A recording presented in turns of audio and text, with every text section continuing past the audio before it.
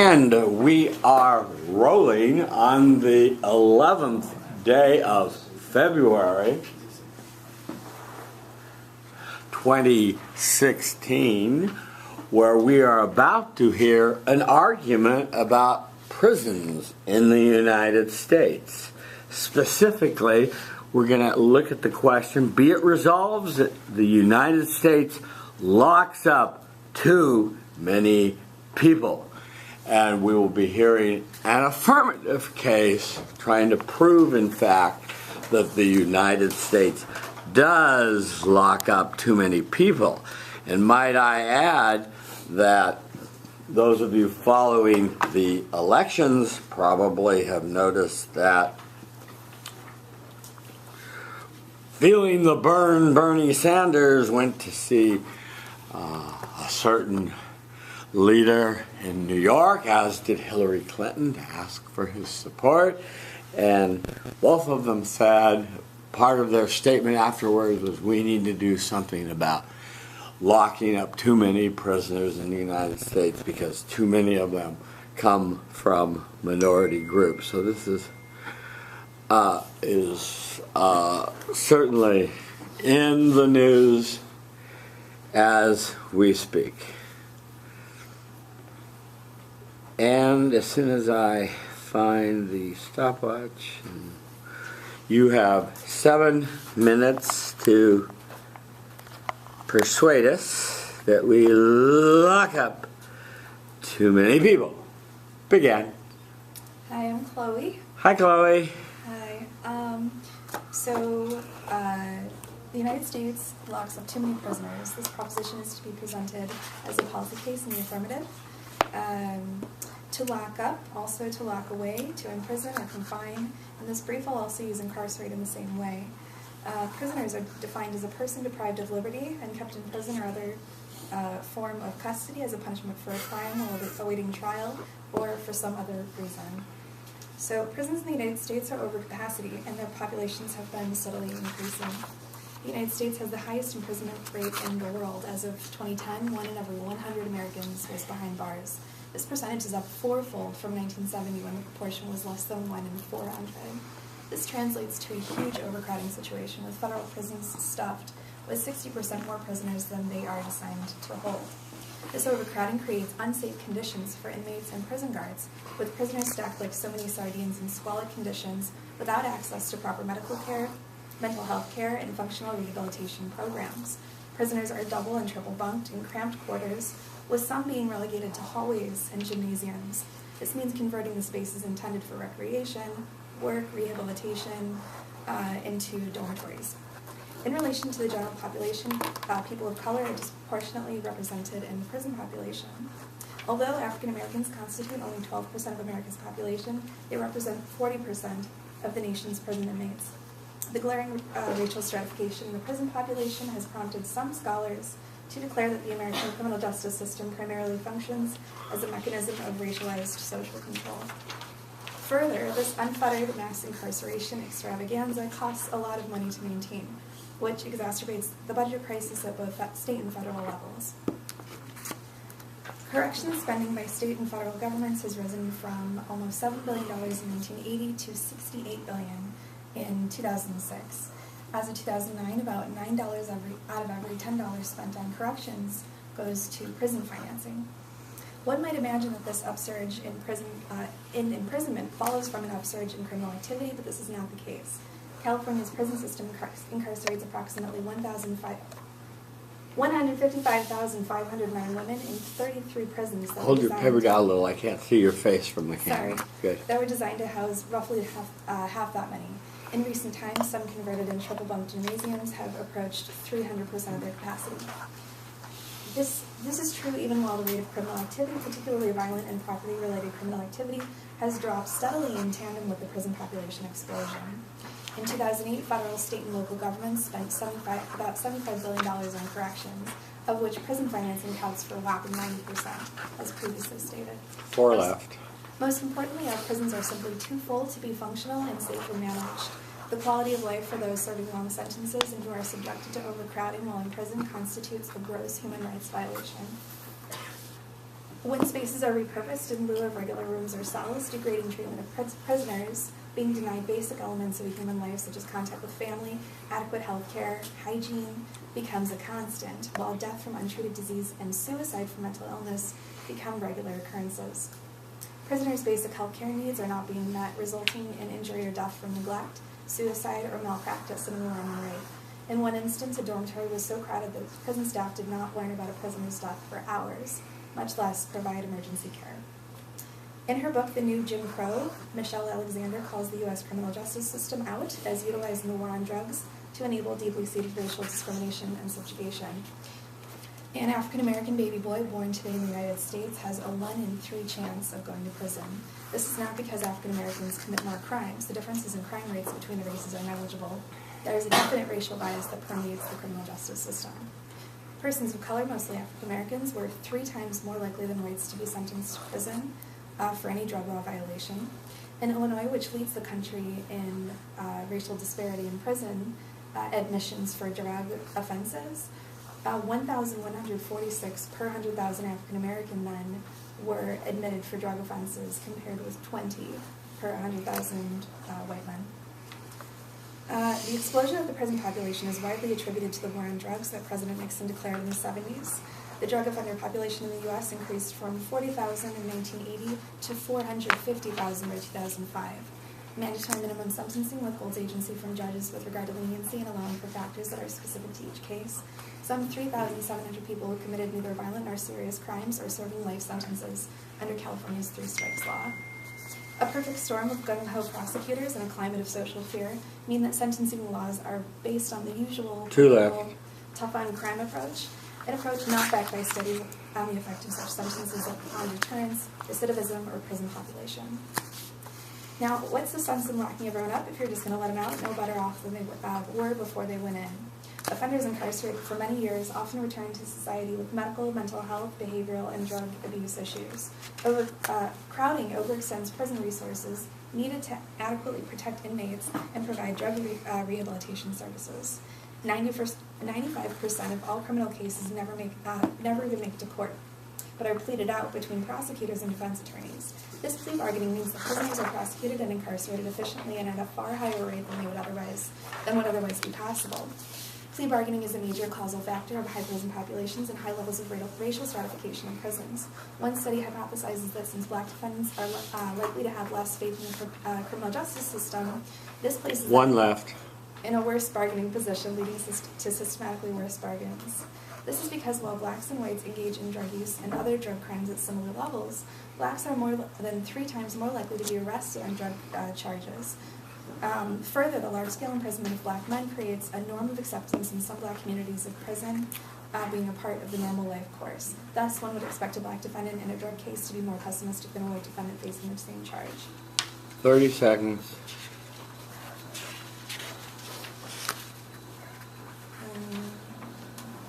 The war on drugs needs to end. Marijuana legality should be left to the states to control. Nonviolent drug offenders should be diverted from prison to treatment. Mediation should be instated to support plea bargaining. The process is equally efficient and would result in fewer people pleading guilty out of fear of crimes they did not commit. Mandatory minimum sentencing should be rescinded in favor of leaving sentences to the judge's discretion, and the 3 strikes law should be repealed. Currently, felons are denied access to federal financial aid for school and alternative education services. These restrictions should be lifted so that people can have a fighting chance upon release. So for all these reasons, sum up, for all these reasons, I believe and say the affirmative proposition again. So, prison overpopulation is a human rights issue and must be addressed energetically and immediately. Thank you. I now stand open for cross-examination. I now stand open for cross-examination. Thank you. Okay, good. Do we have a volunteer to examine Chloe and to test some of her arguments with some good questions? Who hasn't done a cross-examination? I've done one. You haven't done it. Okay, come on down. It's Matt, right? Yes, it is. And then Matthew. Yeah, Matthew. Matthew, Mark, Luke, and John. Okay, Matt. Okay, good. Let's adjust the camera and stand close to each other. Good. That's good, yeah. And begin. Hi, my name is Matthew. Hi, Matt. Shh. I just have a few questions about some of your arguments to clarify.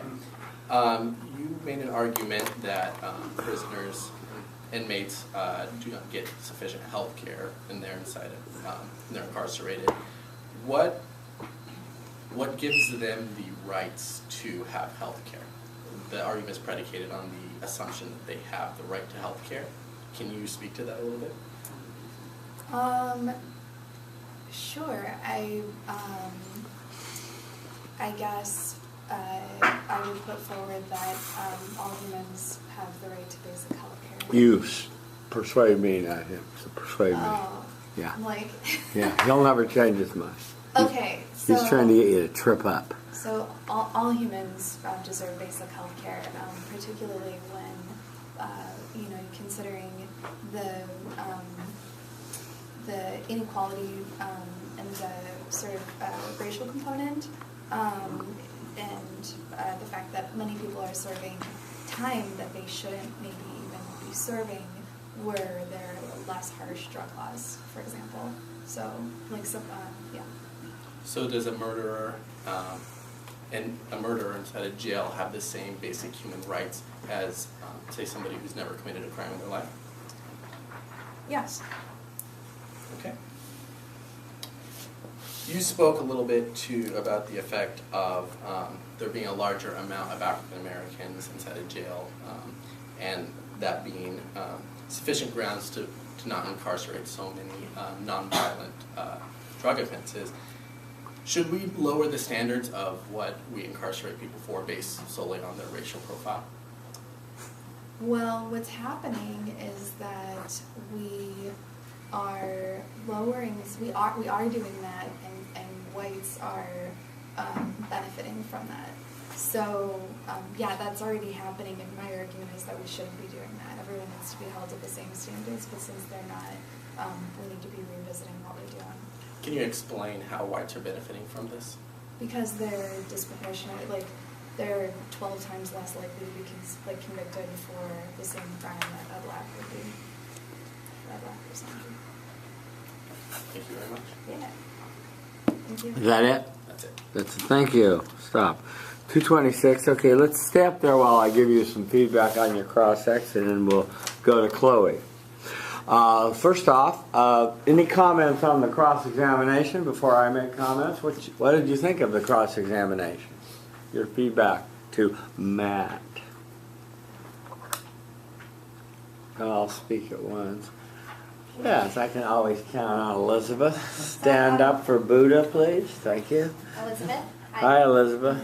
I really liked your first question because you were pretty much questioning like the foundation of what she was saying. So before she can make that argument, there has to be like a foundational component before she can achieve that. So I think you should have applied that to the second question about race, right? So if she's saying that racial profiling is a problem in our current system, is racial profiling an inherent component of high incarceration rates, right? So the problem is the implementation, right, of the incarceration rates. Like, we shouldn't have racial prejudice, but we still can have high levels of incarceration without it being racist.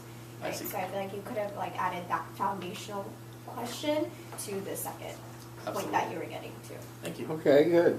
Any other comment on the cross-examination? Yes, sir. Hi, I'm Jason. Hi, Jason. So I really liked your first, how you opened up with the, use the deconstructive argument to like the question, her thing on healthcare. And I liked how she responded and was saying, you know, it is kind of a universal right, but also I feel like you could have questioned her more on her statistics, because in a lot of cases, like, there were cases brought about that said, oh, in one case this happened, but like it wasn't very exactly specific, so maybe you could have tackled more on that. And like, oh, can you show me some more evidence? And that would have possibly exposed more flaws. So That's a good but you point. answered well. Yeah. That's a good point. And that would come in sort of going to certain aspects of her evidence and proof and probing and following up. Any other comments from the class on the cross-examination? I see Raymond's hand up, trying to redeem himself for not turning in his midterm. Thank you, Professor. Hi, I'm Raymond. I thought you could have followed up on her, I guess it's belief that universal health care should be right for everyone. You could, by following up, you could have said, like, because we don't have current universal health care in America, you could have said, like, some mother of 3 doesn't have universal health care, but you believe a prisoner deserves that. Something to follow up so it attacks your case a little more. Sure.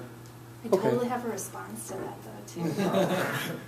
Okay, good, and you would be entitled to give it when he asked it, if he had asked that question. Anybody else?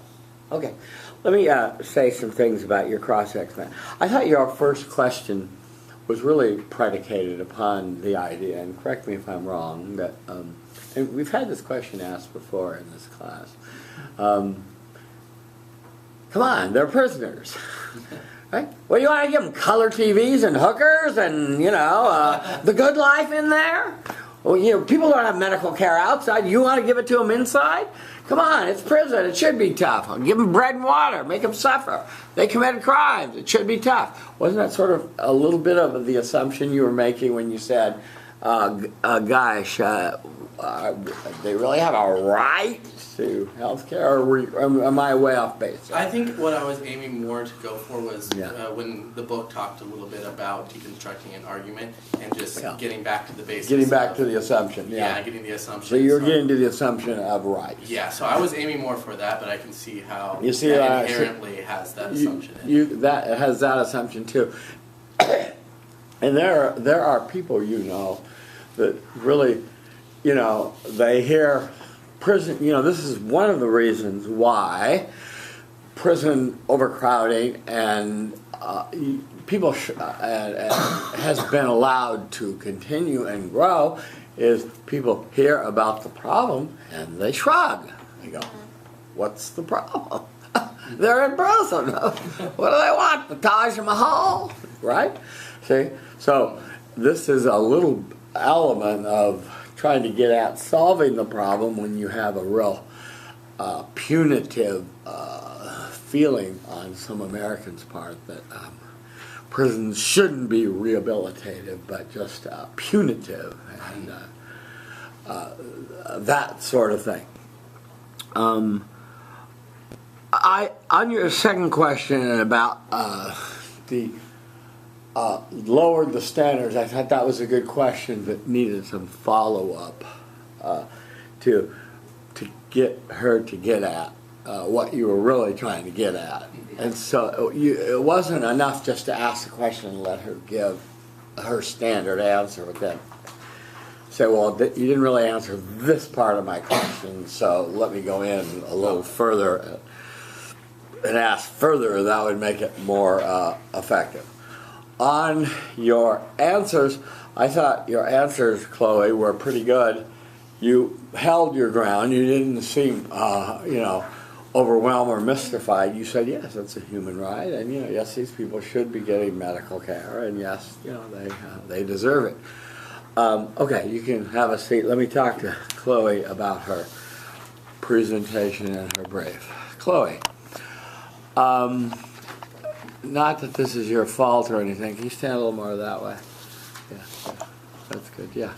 But you would have benefited from hearing the critique of other students and watching the tapes and hearing their critiques. But one of the things I'm teaching in this form of argumentation and debate class is to learn to make an argument from authority, which you have an assertion, you give some reasoning for why you believe this assertion to be true. That's a short slug line.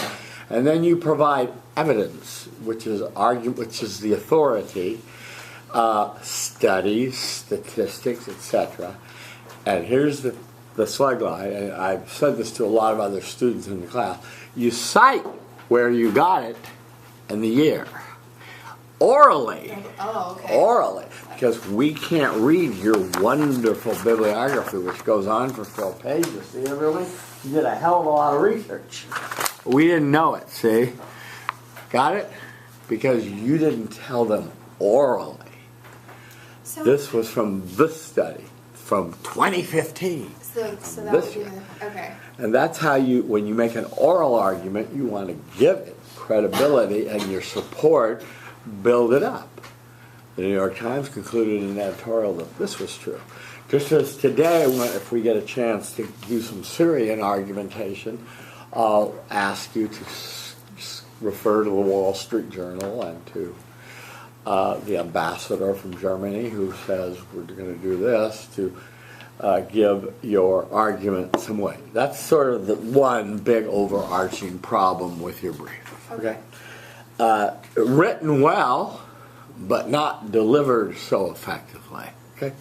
Second problem was your time analysis, your time allocation. When you watch yourself tonight on YouTube, you're going to see that you spent a whole heck of a lot of time on the problem. And we really got it that it was a problem. As I've told others, skip the definitions. We don't need them. We all know what a prison and a prisoner is and what a lockup is. So include it in the brief. Put it in the brief, but don't include it orally because, you know, it's Good. you because, needed yeah, the 30 seconds I did. anyway. You needed those 30 seconds. Okay.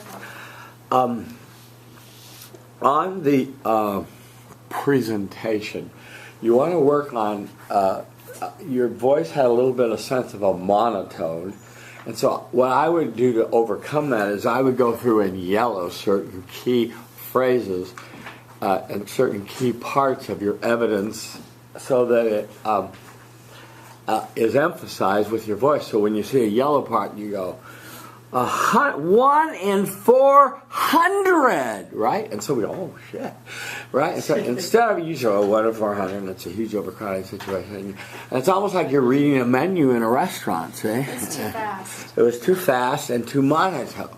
And this is an exercise in oral advocacy and persuasion. And you use your voice to persuade. Yes.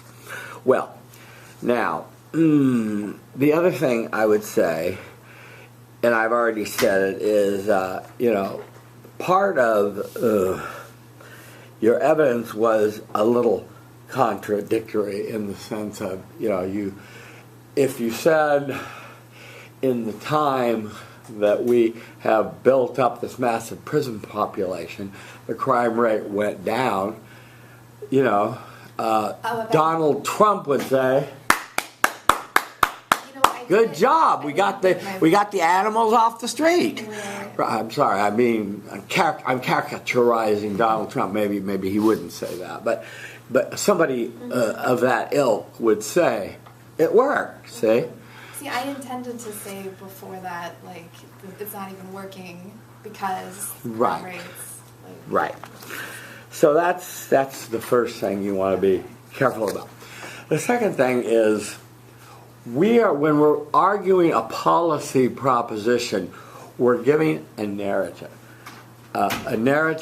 which is in the form of questions. And so when you're giving your presentation, so you're saying, so ladies and gentlemen, how big is that problem? And you stress that with your voice, and you tell us how big the problem is. And by the way, you spend much too much time on doctor. You really knocked the socks off how big the problem was. You gave us every damn last statistic there was about how big and bad overcrowding was and how racialized it is. You got it. We got it. Too much, really. We didn't need it all. And if you check, give it all to you. You didn't give us all to you. And if you check your time allocation, it was about 5 minutes just on the problem. Okay. And that's why you had to do 1 minute on what's the solution and will it work and no advantages. See? So it comes with time allocation. So then you say how big is the problem, and then you can then give some more documentation. And then why do we have the problem? And those are the structural reasons, the 3 strike laws and things like that. and then you have to be sure that you're going to solve those problems. So what's the solution? I want to hear with your voice. And will the solution work? You even skipped over saying that. You just went to reducing incarceration. You skipped your narrative, see? And what are the advantages? And you skip your disadvantages, because that's the other side's stuff. And then you end with a reaffirmation of the proposition. So you say, therefore, for all these reasons, I believe that on balance, we do lock up too many prisoners. Okay? Those and good bibliography, well researched, but just not perfectly presented. And it's not your fault, but you would have benefited and learned from some of the similar comments I made to the other students about oral presentation of your evidence and that sort of thing. Okay, thank you, Chloe. Okay. All right, next. All right, with his UCLA shirt on. Great. Now you're too tall Jones. Okay, good. Yeah, that's right, shrink about 3 feet. Okay. Raymond stands before you, managing attention, communicating respect non-verbally, making sure no one's riding. He's saying to himself, I respect my audience. He's fighting friendly eyes near the front and the center. Say your name, feel the love, start your speech. My name's Raymond. Hi, Raymond. Topic: be it resolved that the United States should not incarcerate so many people.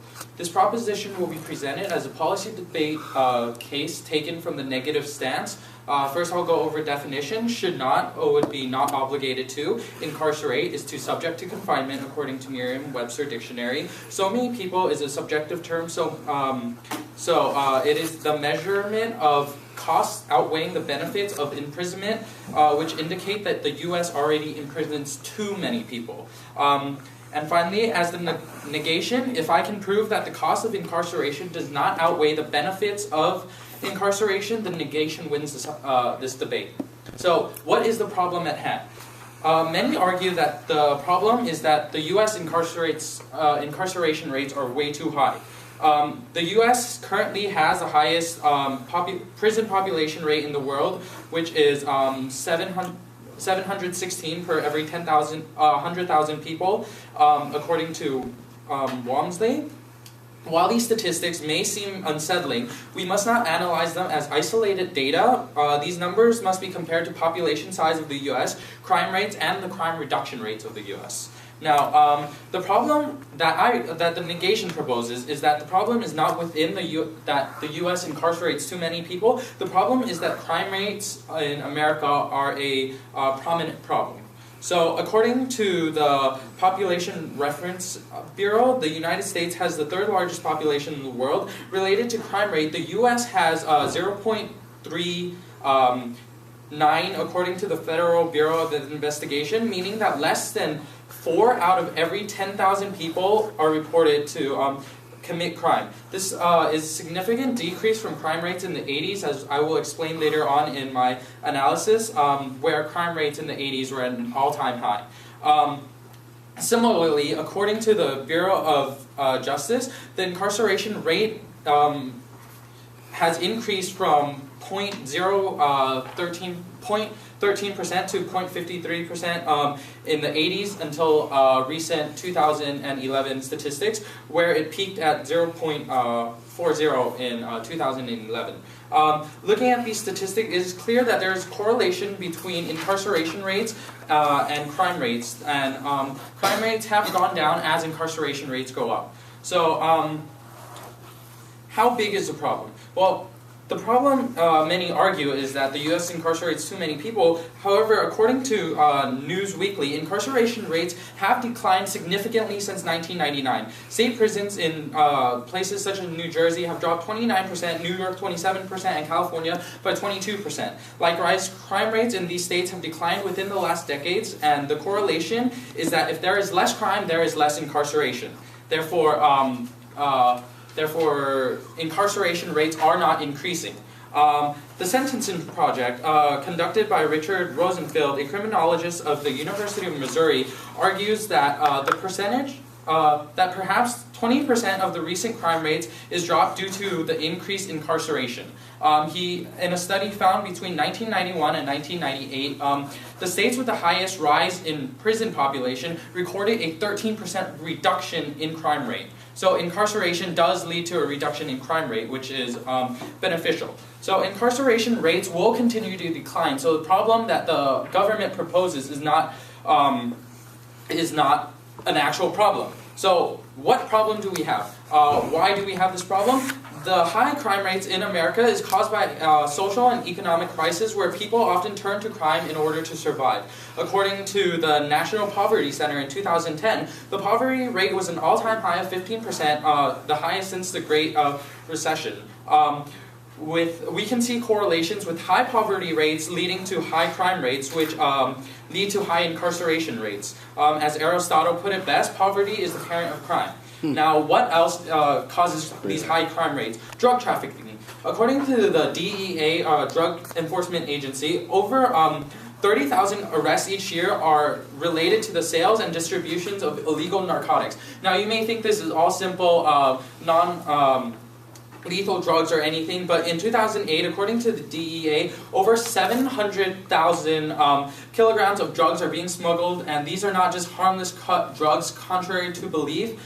These are cocaine, heroin, marijuana, methamphetamines. Also, a dose of 9 million individual packets of hallucinogens were seized at the borders within the past 5 years. So,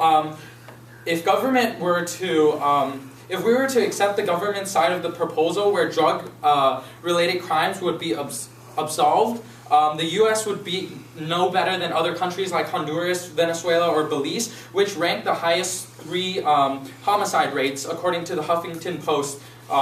So, if we want to be more like these countries where high homicide rates occur, then we can abolish our drug laws and not incarcerate so many people. So why is the incarceration rate in the U.S. so high? To protect the people and to deter individuals from committing crime and to prevent the U.S. from becoming hostile places like Honduras or Venezuela. So what is the solution? The solution that the negation proposes is that the reduction of crime rate and protecting the people, the solution is incarceration. We must continue our rates of incarceration to ensure that crime does not go unpunished. With our judicial system in place, individuals will be deterred from committing crime because they know the consequences of their action. In addition, the U.S. is increasing in-prison programs to ensure rehabilitation and address the substance abuse and societal assimilation.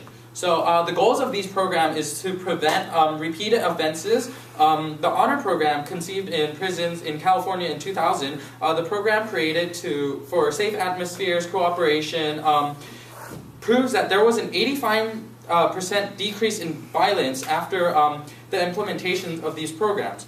So there is a clear correlation that these programs, in-prison programs, if they are funded properly, will work and will prevent crime rates from reoccurring after prison release. So continuing and maybe increasing the rate of imprisonment will be a viable solution based on statistical analysis of how crime rates are correlated with incarceration rates. And will the solution work? Yes. In the 80s, when crime rates were an all-time high, incarceration rates began to increase. As soon as these incarceration rates increased, crime rates dropped.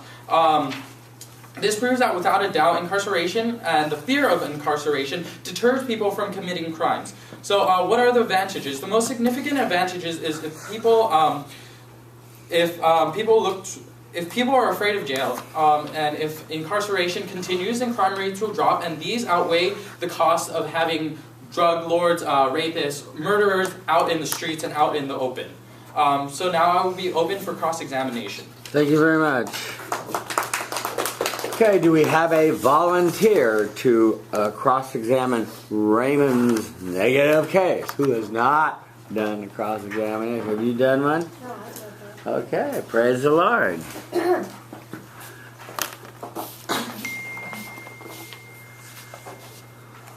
I'm sorry, do I have to say anything officially? Or just introduce myself and go ahead?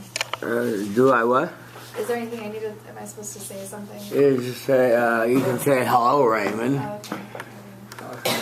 Okay. And you signpost where you're asking, like on your first contention that crime, on your first contention that crime rate went down when we incarcerated more people. My question is something like that. Okay, actually, Say where you're asking. Yeah. Actually, on your first contention that crime rates have declined as we've been incarcerating more people, correlation does not imply causation. What is your proof that is causation and not correlation? I'm not arguing for a specific causation, but there has been a significant correlation between multiple states and throughout the years that there is a correlation, inverse correlation, between high incarceration rates and lower crime rates. So it has been a consistent correlation. Okay. So you talked about abolishing drug laws and indicated that would, your position is that would lead to more crime. But some states, Colorado, Washington, have legalized marijuana for personal use, and basically that's taking business away from the drug cartels. So how would you? I don't understand your question. Yeah, so I guess I'm arguing. Stay in the that- power stance, Chloe. That's feet wider than your shoulders. Yeah, that's good. Okay, good. Does it have to be a question, or can I just counter? Well, you can have a preface to a question, but so if you want to say, I didn't see how you, your description of drug laws and that sort of thing, but ended into a question. Yeah. Okay, so you've claimed that abolishing drug laws is going to lead to more crime, but when you look at Colorado and Washington, that's not the case. So how in what way would it lead to more crime? Do you have examples? Yeah, over 31% of all inmates are in prison because of either are under the influence of drugs or were in possession of drugs. And when we say drug-related crime, it's not all legal. It's not just marijuana. It's like I provided drugs. Over 700,000 kilograms of drugs are being smuggled across by drug cartels, and these are not limited to marijuana. They include cocaine, heroin, and methamphetamines. So marijuana is not sole issue on drugs. Okay. So you talked about the success of drug rehabilitation programs in prison. Because of overcrowding, people are not able to take advantage of these programs. They're not functional. They're being displaced. So rehab programs do work, but wouldn't it be better to sentence drug offenders to these rehabilitation programs in lieu of imprisoning them in the first place? So there's a big misconception within our society that prison is this one huge cell where we throw in rapists, the same as we throw the same cell we throw in drug offenders. This is not the case. There are smaller size Look at me, jails. Raymond. I'm the king. There are smaller like county jails that have more rehabilitation programs, and there are high solitary prisons where if they're repeated offenders or very violent offenders, they're in separate cells. It's not like a one big cell for all offenders. And rehabilitation programs have been seen to work in the past. What I would argue for is that we fund more rehabilitation programs within these prisons. Okay, 30 seconds. Okay, but well, so my question is, wouldn't it be better to sentence them to the rehab in lieu of imprisonment? Like I defined incarceration subject to confinement, whether that be smaller jails or rehabilitation center. Confinement is confinement, incarceration. It is not like you get thrown in a high solitary prison just because you are a drug offender. Rehabilitation programs are not incarceration, though. It's, Okay, that's time. okay. Let's give Chloe some feedback, and then we'll give Raymond some feedback. Who hasn't spoken yet? You've been silent. Okay. Stand up, say your name. Hi, I'm Diego. Hi, Diego. So I think one thing you could have pressed on him was the fact that he said if we were to abolish all drug laws, we'd end up in the same situation as Honduras or Venezuela. That's a huge logical leap to take because those countries are also some of the most poorest in the world, and they face other problems such as government corruption, gang-related violence. Is actually gangs control the government. So I mean, the whole reason why that's even there is because of that huge problem to be tackled with that country, and that has in no way a similarity to the United States. And also, if you were to abolish all drug laws, you wouldn't have any crime related to drugs anymore. So there would be no crime related to drugs in that sense too. So. Okay, do you want a quick response or mention anything? Or who was that directed to? Just to Chloe, so those are things we could have pressed him on, I guess. Okay. Who else has, you haven't spoken? Stand up, say your name. Akash. Hi, Akash.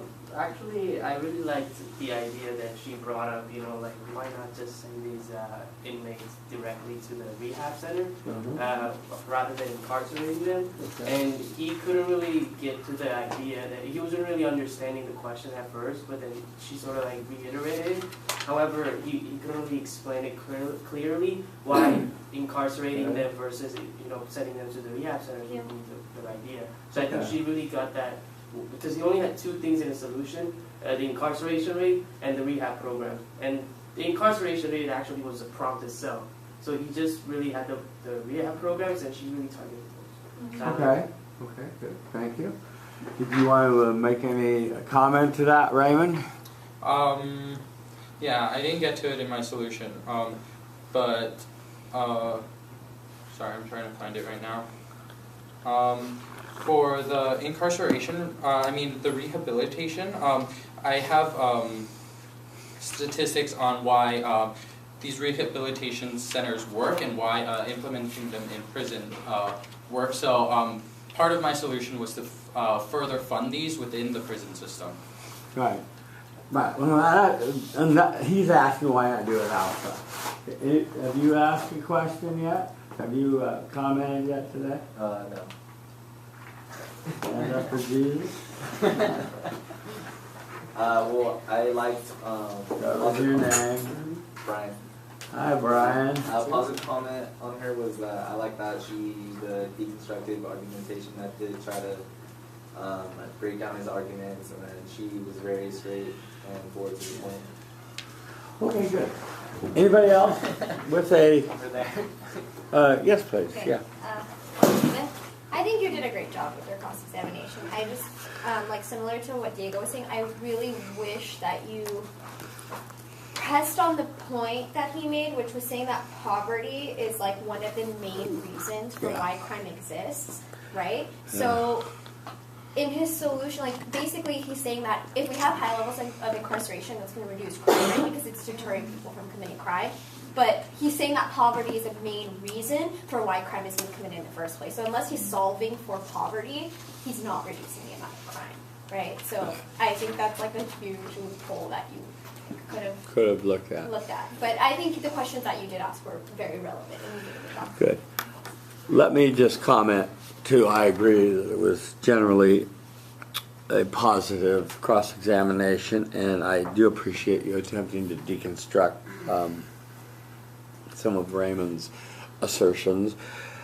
And I do agree with Elizabeth that it's always good to press a little further after he gives a non-responsive answer that doesn't He really didn't have address anything it. right away, so I had other stuff. So I'm like, That's well, that's learning to think go on on. your feet, and that's okay. I think, though, too, that one of the things I wanted all of you folks to learn is that when we have that causal question that we ask, why do we have the problem, right? That's the causal question. And Raymond tells us we have the problem because we have poverty in America, okay? So, one of the things that you have to do to test Raymond is, okay, let's look down in his solution section, and what in the hell is he doing about poverty? Yeah. 0. Okay, so Raymond tells you this is the big part of the problem, but he does nothing about it. His plan doesn't meet his need. He doesn't get your ballot, see? He's got a big gap in his. And Raymond, on the other hand, needs to remember when he isolates major causal forces, he needs to make sure his plans are addressing all the major causal forces he's talking about. But you disagree. For the negation, isn't it enough that we prove that the status quo is currently working, not to solve the problem at hand? Because the status quo that the proponency is arguing that it's not working. Maybe. We're incarcerating too many people. So I know what you're saying. You're saying we're keeping them off the streets, Yeah. so it's working. But you did say so that's a different you did isolate that poverty is a big problem. So why isolate it if you're not going to do anything about it? So I'm arguing that poverty is the problem, not incarceration is the problem. Although I don't provide a Do solvency anything to for do the- about it. Yeah, I would suggest you do something about Okay. it. Yeah. Okay, thank you, Chloe. Let's talk to Raymond now. Any positive comments? Let's hear from you about Raymond's negation brief. Name's Jorge. So, What's your name? Jorge. Hi, Jorge. So I really liked Raymond's the way he delivered his argument. He Yeah. wasn't monotone. He captured my attention throughout the whole thing. Mhm. He also cited, well, I can't remember if he exactly cited all of his sources, but he did provide enough support for his claims. The one thing about his argument is, as you said, that he doesn't provide solutions for a lot of things. I don't know if he really provided solutions for anything. He just talked about how it's not a problem. He could have been a little bit more fluid in the way he presented, but he did a very good job overall. Well, it was a little jumpy, but he did get through all the major components, which I appreciated. I know he was editing as he went along and leaving a lot out, which I appreciated that you did. So you got through, all the major components and presented his narrative. Anybody you haven't spoken yet? How could Raymond grow? Hi, Angela. Hi, Angela. I thought that he did well in regards to his speaking voice. He was very stern, and that kind of caught my attention. And Yeah. I was listening the whole time, which is great. Good. So I thought that it was a little odd that in his background he was saying that presently there's a less crime rate caused by less incarceration, and then he moved forward to stating another statistic that in the 90s, something about states with a high incarceration rate that caused a decline in crime rates, and that just felt uncorrelated to me. I know that was confusing to some states of Yeah. Overall, it just kind of felt like, I guess, bird walking in a sense, like kind of skipping different topics and talking about other ones without really fully addressing it. Okay. But other than that, he did well. Okay. Thank you. Thank you so much. Let me say that I like how you conceptualize the negative. I thought it was right to say that, directly say, America's different and we have different values and we want to have a safe set of streets, and I don't care what the world compares us to or whatever. These are the choices that we made, and I thought that even though, we've all heard, correlation is not a causation. This is supposed to have stopped you in your tracks, but you answered it pretty well. And so, we'll take the correlations better than any other evidence in the room or on the table at the time. Like Chloe, I would like a little bit more dating of your evidence and your citations. Some of your evidence violated the 3-year rule, so I'd like a little more due diligence and not be so, I'm going to call you lazy, that's wrong. I'd like more due diligence so you have more recent evidence as I requested, okay, so that you have more recent statistics that support your position. Yeah, and I agree here that it's really tricky to explain when we lock more up the crime rate down and then do the News Weekly stuff about certain states. It's true. Both those things can be true, but it's tricky to explain for the uninitiated. And you actually had a point about Colorado and Washington, but you didn't mention it, so that was okay. As to why we had the problem, you quoted Aristotle, one of my favorite writers. Poverty is the parent of crime, yes, indeed. Yeah, one of the things that I didn't think that you stressed enough is, the big myth, the big lie, in my opinion, is that all these people are in jail because they got caught with one marijuana cigarette. We've got millions in there because they had one joint. Come on. It's just not true. And your slug line and your evidence said most of these people are in there for drug trafficking. Drug trafficking. And not just one joint, but cocaine and Oxycontin and LSD and speed and etc. And this is not a casual thing. And we have made a decision as a society that people that want to sell 700 tons of ecstasy are a danger to our society. And it's a little different to talk about legalizing weed for recreational use as they've done in Colorado and Washington. And now, this gentleman didn't like your Honduran, Venezuela, or Belize example. And so maybe that was a stretch, but maybe it was also sort of illustrative. But in a lot of these third world countries, the rule of law has little respect. Felt like a little slippery slope. Slippery slope, absolutely. As for your solution, you only argued that we need to keep locking people up and to keep the rehabilitation going from within prison and you gave us the one example with the 85% solvency rate in the honors program in California, which is a really good and persuasive piece of evidence. And then you needed to extrapolate and say, let's expand this nationwide.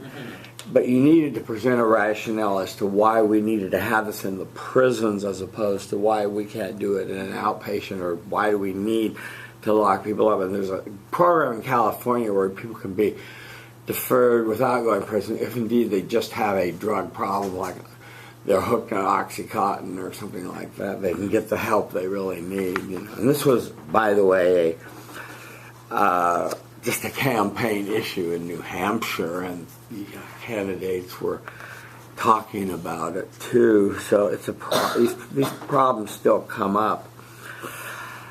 Your advantages weren't really well, argued or stressed. So I didn't really have a feeling that there was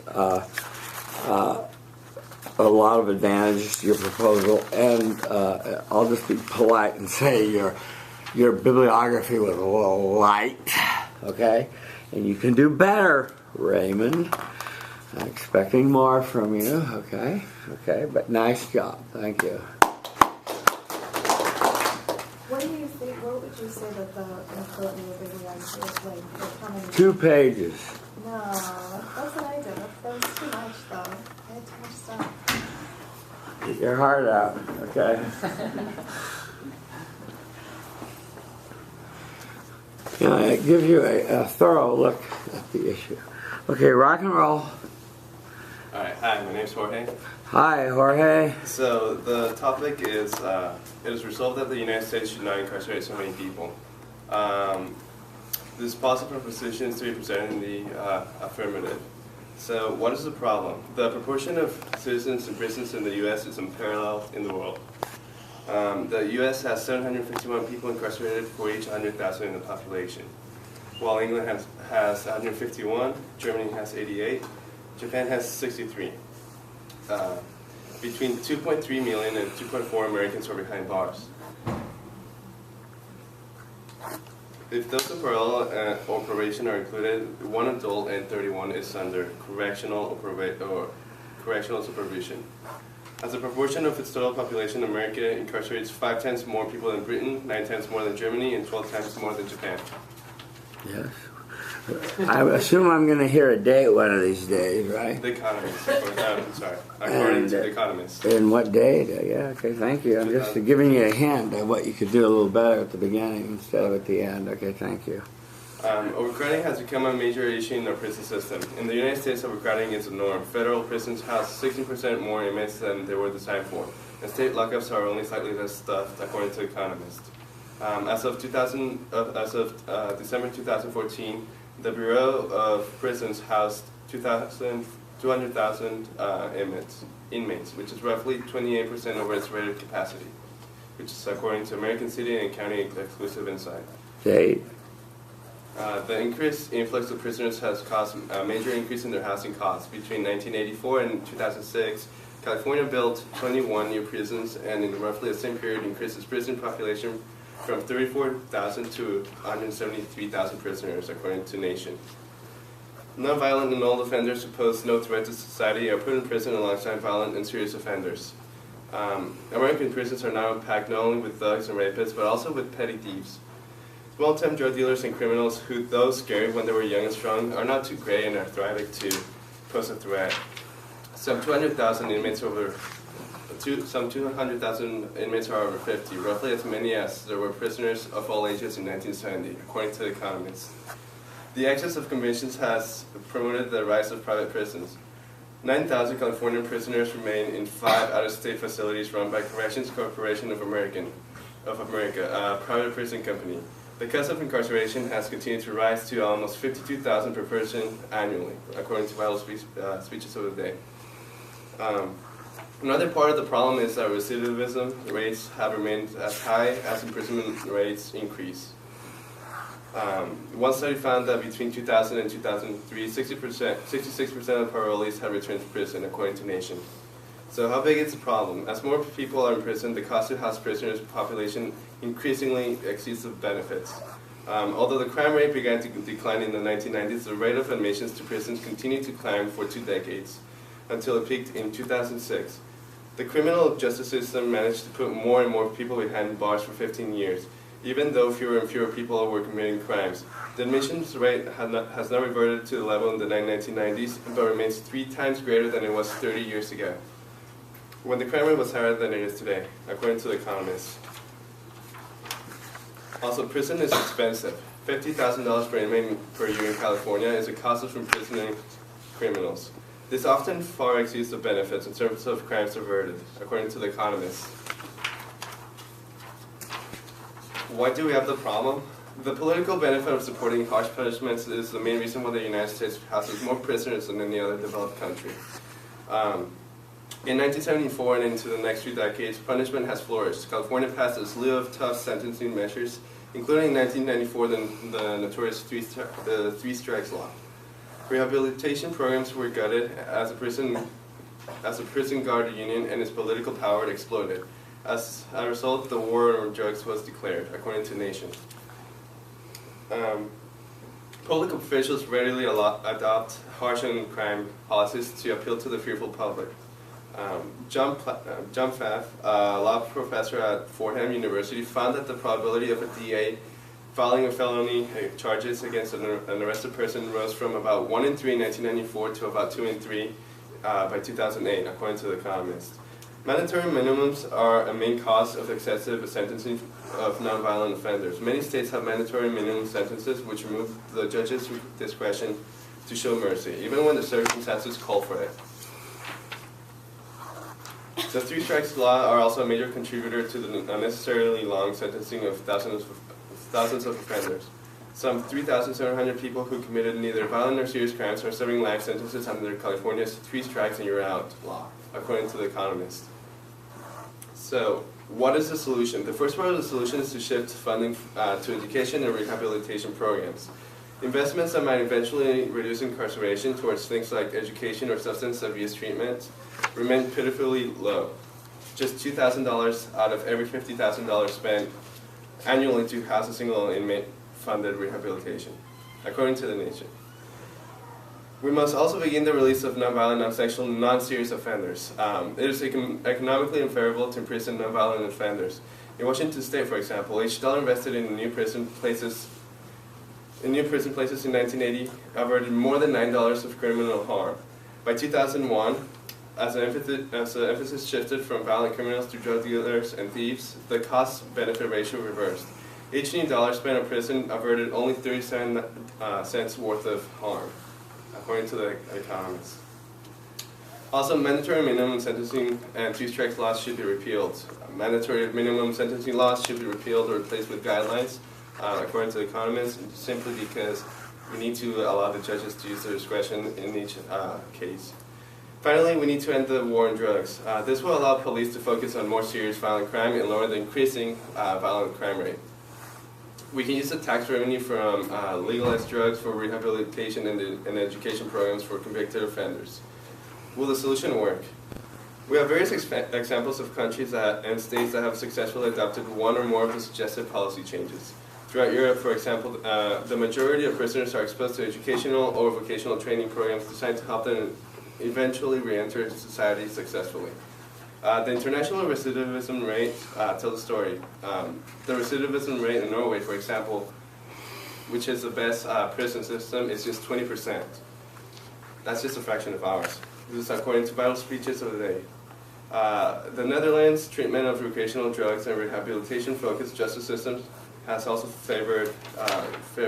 has yielded favorable results. In the Netherlands, where the non-custodial sentences has grown, the prison population and the crime rate have been both falling. This is according to The Economist. New York has also had success with some of the suggested policies. New York cut its incarceration rate by 15% between 1997 and 2007. So what are the advantages of this proposal? There's going to be lower recidivism rates. There's going to be lower crime rates, lower prison population, and there's going to be an evident economic benefit. On balances, focusing on rehabilitation rather than punishment will greatly decrease the recidivism rate and allow nonviolent offenders to become productive contributors to the economy. The general public might be wary of allowing the release of nonviolent offenders, but New York and California have already started programs similar to what I suggest. And they have been proven to be successful in decreasing crime and recidivism rate. And I stand open for cross-examination. Thank you. Okay, who has not done a cross-examination? Come forward. Everyone's done one? Okay, let's have a second go-round. Thank you.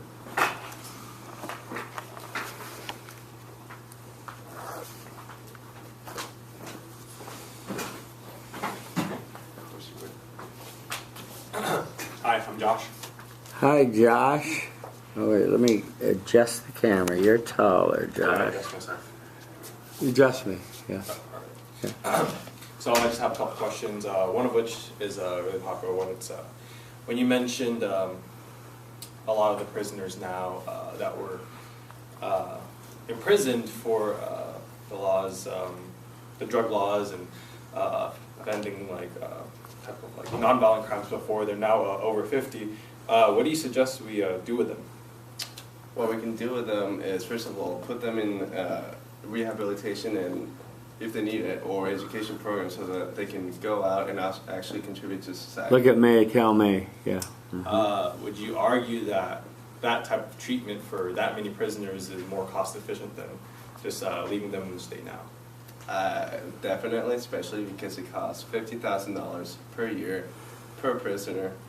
And if we just educate them and allow them to go out and contribute to the economy, we would see a net benefit. Take your hand out of your pocket, thank you. Okay, I might come back to that one. But I want to touch upon when you stated mandatory sentencing. Yeah. I had it in my debate, but I thought you might find it interesting.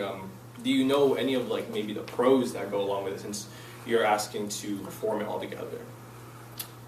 The pros? No, I'm arguing that it's a negative policy to have the 3-strike rule.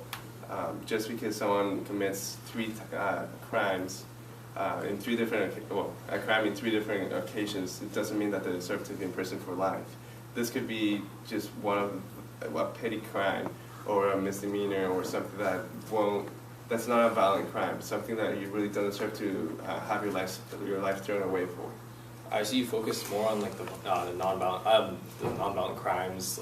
I think it's not a big divide, but I think you'd find it interesting that mandatory sentencing eliminates personal bias towards maybe a repeat offender or such. And there's also things that good things that come from it, like a term called stack the deck, where a prosecutor will give a large amount of years onto a potential prisoner to have them plead guilty. So it's would you find that more productive than maybe just eliminating it altogether?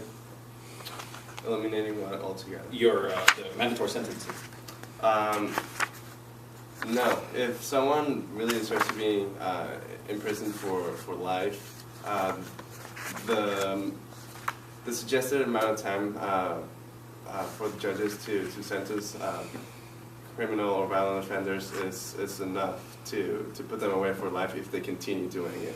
Whereas if you give the judge, you said that judges, that this minimum sentencing and 3-strike laws eliminate bias, but this bias is what judges are there for. They're there to judge individual cases. I say that we allow them to do their job.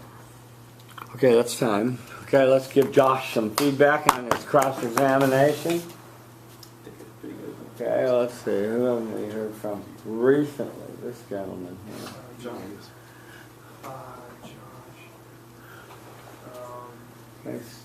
Start by standing up and saying your name. Sam. Hi, Sam. I like the approach Josh had for asking a general question in regards to what the person arguing for or against incarceration would do for individuals above the age of 50. Yeah. I thought that was. And what's the implication? What are you going to do with them? And let him out, you said, yeah. So you got him to admit that. Yeah. Okay. So you like that, okay. Can you suggest anything that Josh could do better? That Josh could do better. I sort of liked his presentation. Okay. Yeah. Yes, sir. Johnny, right? Johnny. Yeah. Hi, Johnny. So, Josh, your question is very, how can I say that? It's very logical, and all these questions, I think your opponents actually give you exactly reasonable answers. So, I think you've done a pretty good job. Okay, what could he do better? Anything? Can you think of something he could do better? Maybe just ask some more questions, or maybe Or follow up. about the Yeah, details. follow up, yeah. Yeah, that would be great. Yeah, that's it. Josh, you alluded to sort of these popular questions, and I was pleased that you got him to, you focused in on this, well, what are you going to do with all of these older prisoners? And he basically said he was going to let them go. And it's not, you know, the economist said they're not really violent, but I'm not so sure about that. That's the economist's opinion. I don't know what 20 or 30 years in the slammer does for you, but it may make you somewhat violent. On the mandatory minimums, it was a little, in the 3 strike sentences, I know what you're trying to get at, but you were a little ham-handed in how you were trying to introduce the positive benefits to the 3 strike laws and to get an admission from him for that, right?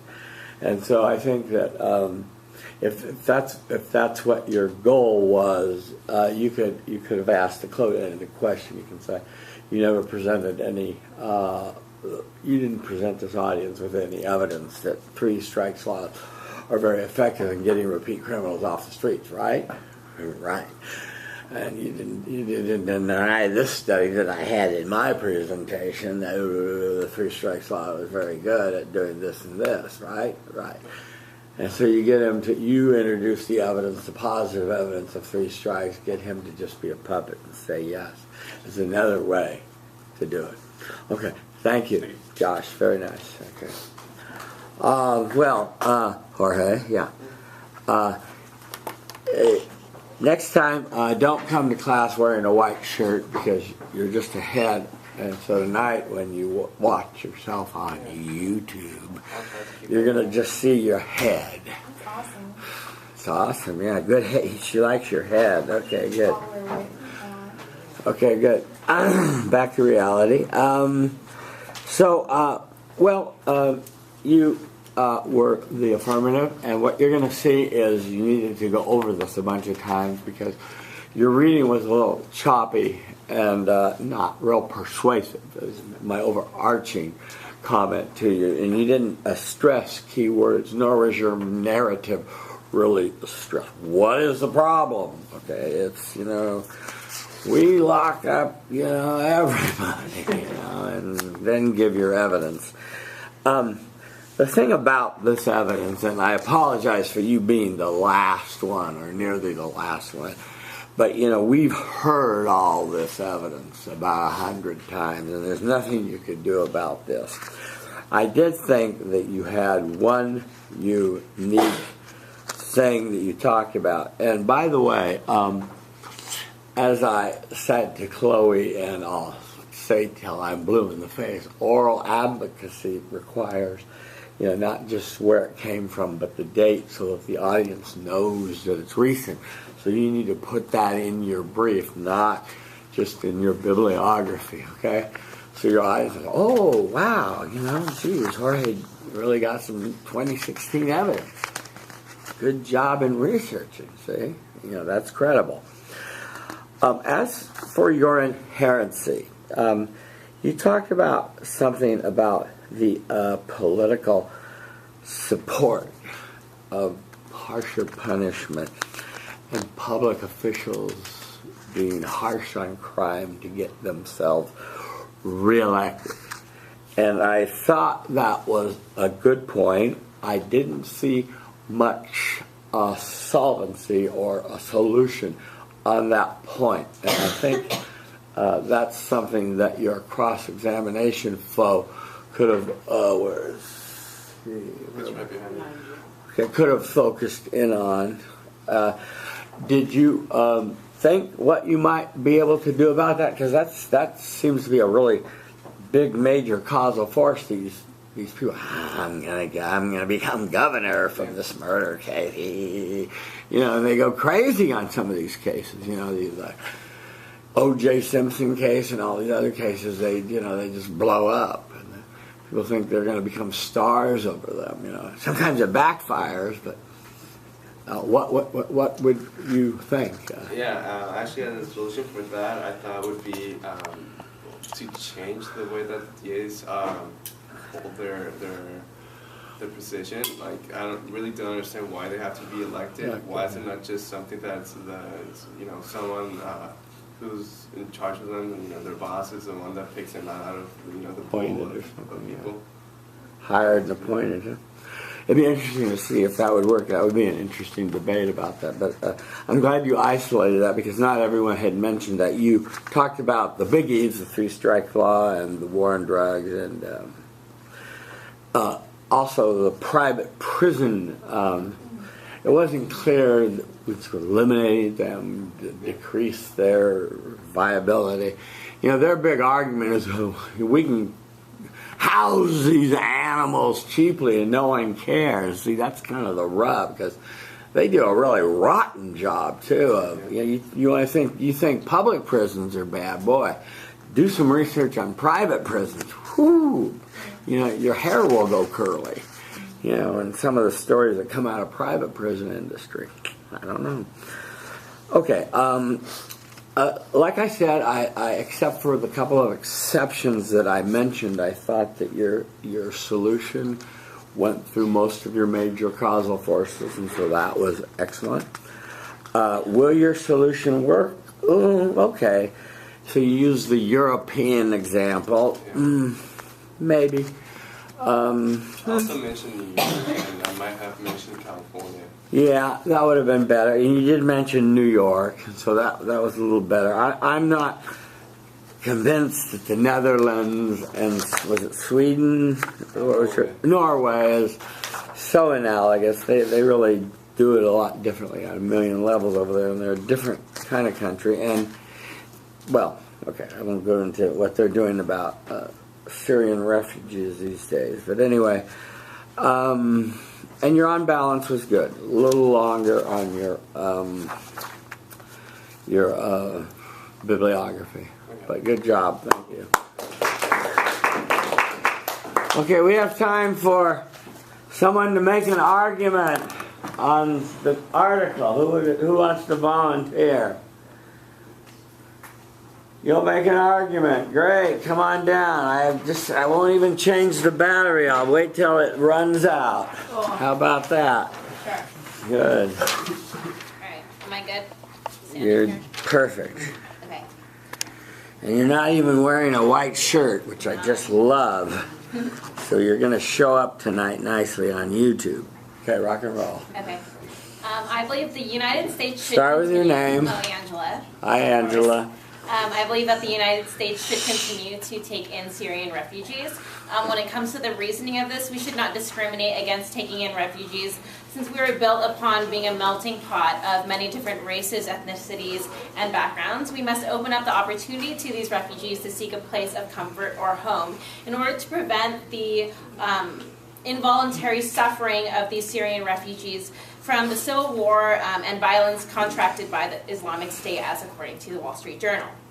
People wish to come to the United States for a better life, and I 200% agree that the United States is fully capable of this. So when it comes to the evidence of this, the evidence is really basic and obvious. It's our nation itself. Since the inception of the United States, we see an assimilation of millions of people. Our very founder of the nation was an immigrant himself. So how do we not expect to see the same from Syrian refugees? What really makes the United States is immigration, assimilation, and success. So from what we've seen, our population has respected our values and adhered to our laws, again, as according to the Wall Street Journal. So correct me if I'm wrong, but an article that I read in 2015, published by the LA Times, has stated that in recent years, Mexican immigrants, which has also been an issue discussed at hand, have been more than happy to adopt the careers that American-raised individuals have been unhappily adopting. So this has only really improved the quality of life, business, and society in general here in the United States, and I believe that Syrians can really do the same, and we should not stamp an image of hate and negativity to their experiences and suffering when it comes to the Civil War and distant connection to the Islamic State. So therefore, I believe that the United States should continue to take in Syrian refugees. Good, thank you. I now stand open for cross-examination and points of clarification. Yes. We'll have Elizabeth ask you some questions. Well, I thought we were supposed to stand up there. Germany. Yeah, I thought so too, well, okay, but I was confused because that's you said fine. United States. Well, ask her some questions and then. Okay. Okay. That's my fault. Okay. So you're arguing that the United States should take in Syrian refugees, correct? Yes. Okay. So how is Stay in this the going? power stand.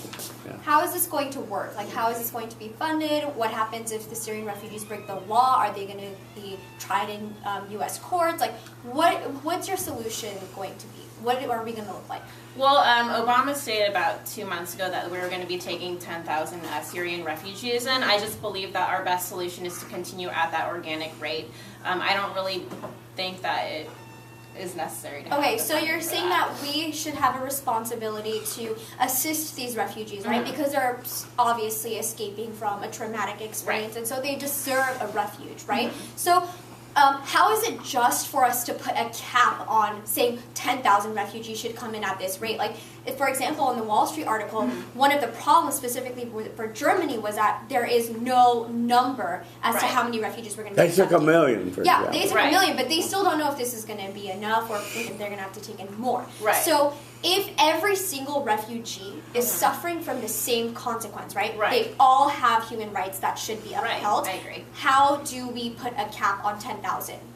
I honestly, in my personal opinion, don't think that there should be a cap, but I think it's the best progression for the United States to continue at an organic rate, especially with the conflicts that are being discussed and existent in our nation. That's really the best option. Okay, So- that's one more question. Okay, so again, like my point is, how is this going to be paid for? Like, for example, like in the Wall Street article, it talks about how Germany has a constitutional commitment in order to take in refugees from a civil war. Does the United States have that as well? Does the public of the United States specifically agree with the policy of taking in Syrian refugees? I think that in recent months, according to whatever Obama said about taking in 10,000 refugees was based on that own foreign policy, and I'm unfamiliar with what exactly the United States should be moving forward with, as is the rest of the population. We're in an extreme rut right now, and I think it's tough to really distinguish, but I definitely agree with you that that's a huge issue at hand. Okay, thank you both very much. Yeah.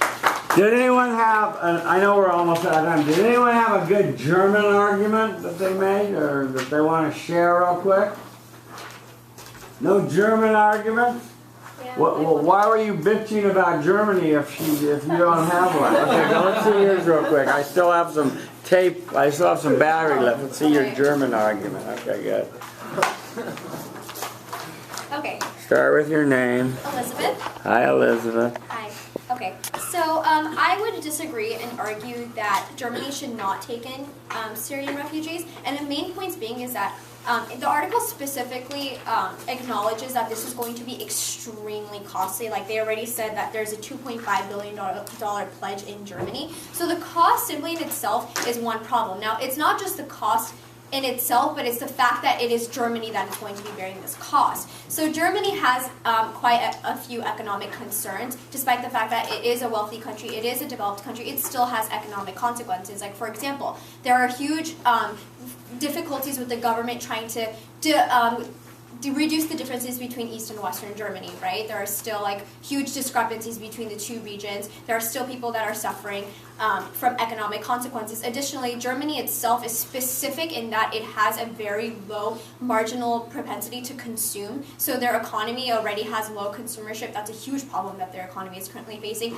There's also going to be a huge backlash in reducing welfare states. Europe is known for having a huge welfare states for its public, and so admitting thousands, millions, not millions, thousands and thousands. No, the article said 1.1 million. Millions of Syrian 1.1 million. refugees is obviously going to have a huge cost, and this is not going to be something that's going to be accepted by the public. The second point that I want to make, aside from the economic cost, is the fact that the article specifically says that in order for Germany to do this successfully, it's going to need cooperation with other European countries, right? So in the article, it specifically says that Germany has a unique history of dealing with diversity. It has 5% of a Muslim population, but this is not the case for other European countries as well. So if they're saying that they're dependent on the cooperation of other European countries, but the same model of acceptance of diversity, acceptance of an Islamic population is not true for all European countries, and so I think that's a huge problem that Germany needs. Great, thank you.